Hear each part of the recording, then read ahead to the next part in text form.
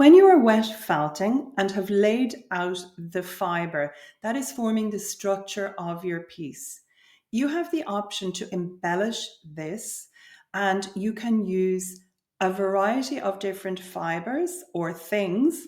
You can embellish with almost anything to enhance the surface detail and decoration of the felt.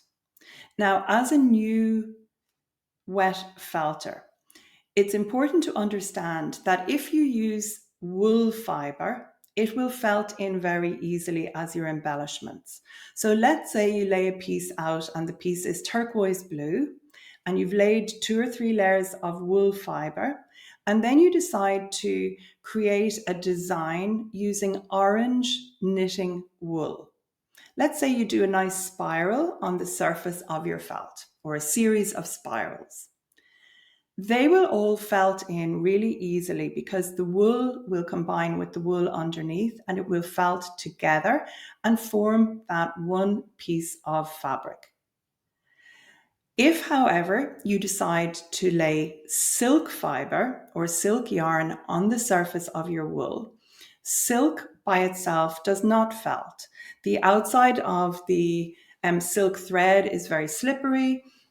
If you lay different pieces of silk on top of each other and you rub and agitate them, they never combine. Whereas if you put the silk on top of your wool, what will happen is, if this is a shimmer of silk, the wool fibre will creep up through the silk and it will grab hold of it, and it will then incorporate into your felt. And you will see that silk shining on the surface of the felt, whereas wool will blend in more and it will look more matte. But this gives plenty of scope. There are many fibres that you can choose to embellish with. Silk is a natural animal fibre, but you might choose to embellish with something like bamboo fibre, banana, pineapple, soy fibre. There are many, many fibres created for spinning primarily and for the fashion industry, the textile industry, but you can buy them and you can use them to lay them out on the surface of your pieces. You can also work with novelty knitting yarns, things with sparkles. And as you get more experience, there are all sorts of different ways you can embellish and enhance the surface of your felt.